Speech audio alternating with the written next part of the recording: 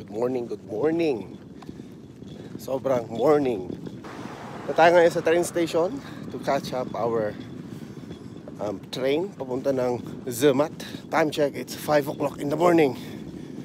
And kailangan natin magdala. Meron pa tayong mga 20 minutes walk. See ya! Riding the train in the Swiss Alps, loving the way that it works out. The land is green, the sky is blue, the mountains vast, and I'm with you. Whoa.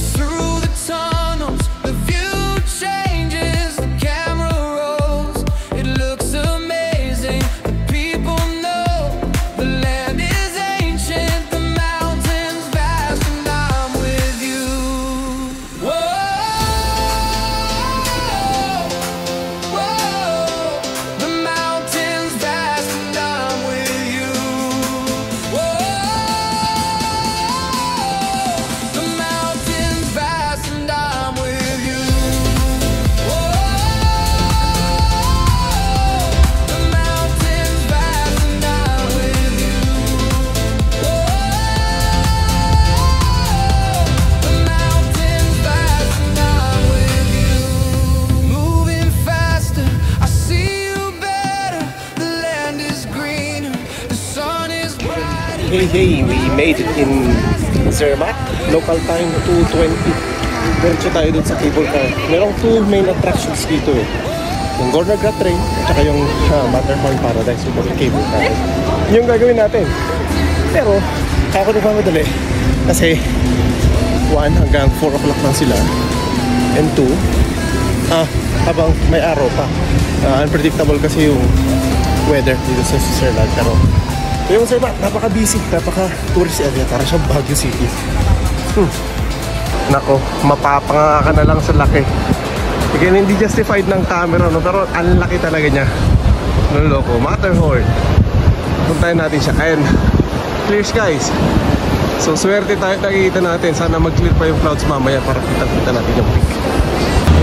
So this is it. Nakakabol tayo pero sobrang gahol na. Actually meron na tayong 30 minutes doon. It's an hour gondola ride all the way up to the top of the mountain. So hopefully it's worth it. Ako! Gasgasin naman itong nakuha ni Daddy. Wala, lipat tayo. Ito. Sulit. Daming gasgas. Ayan, hindi oh. Masyadong gasgasin yung harap. So dyan tayo. Travel tips, ulitin yung kamahal eh, $180 yung return. So dapat maganda yung view eh. Ito kaunti lang yung gasgas oh. O diba? Diba? So literal, it took me about 25 minutes. Nandun lang tayo kanina sa town na yun, sa baba. Ayun, taas na natin. Ang galing ng mga Swiss gumawa ng cable car, tunnels at ng trains. Kita nyo naman. Yan o, lupit, di ba? Nagpakita siya. Ganda o. Si Toblerone.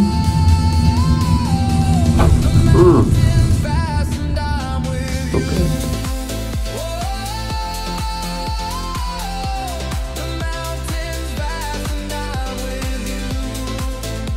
Tingnan nyo na mabuti. Para siyang yung clouds niya parang nanggagaling sa gilid.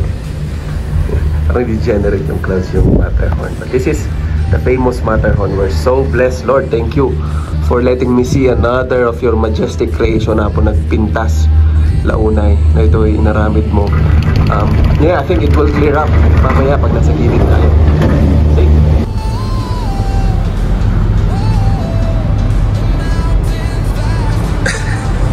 Hindi tayo ba yung maglakad? Sa glacier na tayo.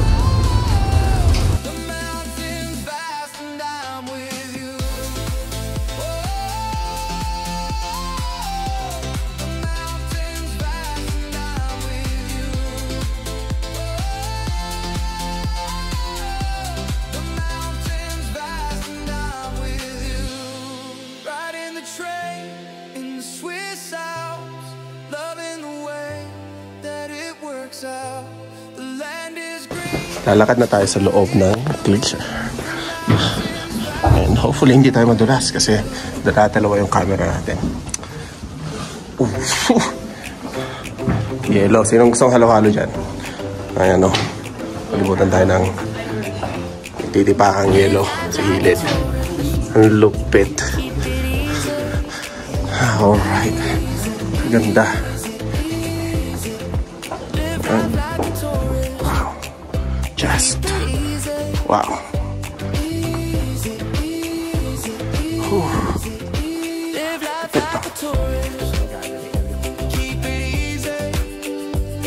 Surat kung ano-ano. Sculpture. And yung Zermatt.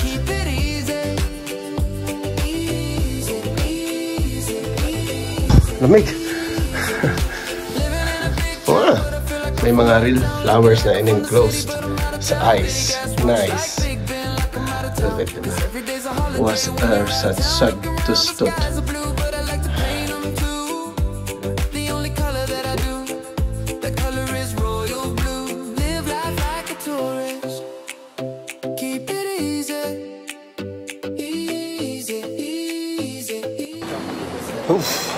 So natapos ang araw natin. Dito tayo sa Zermatt in Switzerland. We are gonna be sleeping here. And can I just say that definitely ito na yung pinakamagandang scenic route na nakita ko din sa talambuhay ko. Glacier Paradise sa Matterhorn is the best. That's it. And even this town, this little cozy town ng Zermatt, it was very vibe. Daming turista, daming tao. At today, it is, ano ba, yung nagsimula tayo, ang goal natin talaga is marating yung Matterhorn. The trip itself to here, yung Glacier Express, I would say, mas marami talaga siyang valleys, peaks and troughs going to a lot of towns. Mas marami ding stop compared sa Bernina Express. By the way, ganda ng church na to. But mas in-enjoy ko siguro yung Bernina Express, to be honest, because ayun, Bernina route. Bernina Express route, I should say. Kasi mas marami siyang bends, curves, mga steeps, tsaka yung paborito ko yung Alp Gruen, yung talagang nakikita mo yung tunaw na glacier, papunta siya dun sa waterfalls.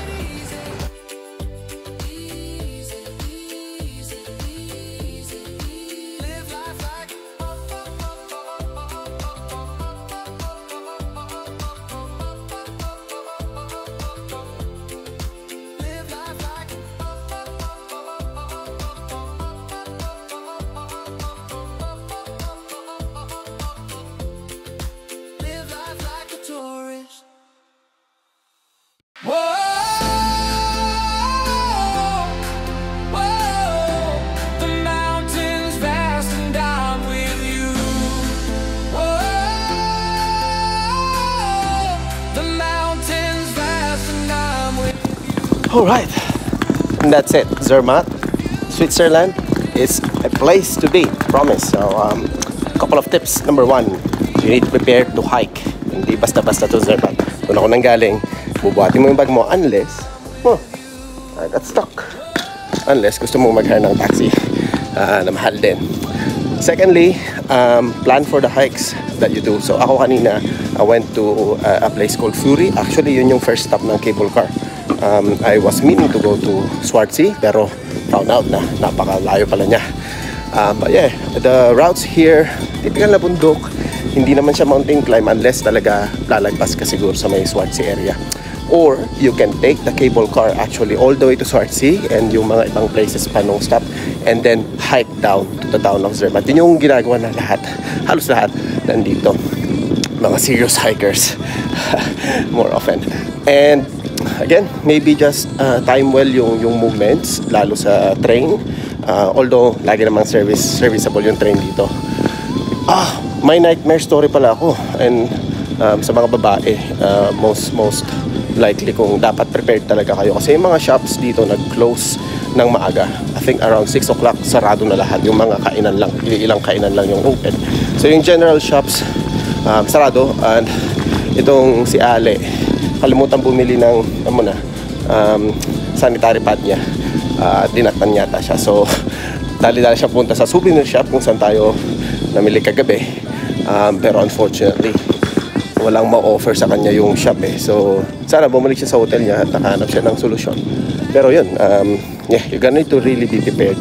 Hindi na naman siguro sa Zermatt, generally kung kahit saan ka pumunta. Alright, ang ruta natin ngayon, we are gonna hit the town of Lauterbrunnen. Kung nakikita nyo, kung nag-YouTube kayo ng tsura ng Switzerland, nakikita kayo ng mga waterfalls sa town, ito yun. Ito yung pupuntahan natin. Matutulog tayo sa Gimmelwald, we're gonna catch a cable car, and then bukas tayo magkagala sa Lauterbrunnen area. Till next time, town of Zermatt, you've been really a good surprise. Pakalikan ka namin ni Lilo at maybe ni Titus at maybe nung dalawa, depende sa budget. It was fun. Ciao! And I'm with you. The mountains vast and I'm with you. Alright, kung kahapon nag-cable car tayo, we decided to hike the mountain from the bottom ng town there, ng Zermatt, all the way up to Schwarzsee. Actually, hindi natin kakayanin hanggang Schwarzsee, hanggang Fury lang tayo. And I wanna show you, you know, nandun yung first stop ng cable car. So we made it back. Pali na tayo at pagod na rin ako. So we're just gonna go down from here. What a scenic, slightly scenic. Would have gone through Schwarzsee and then hike my way back. Pero next time na lang. Alright, nababa na tayo.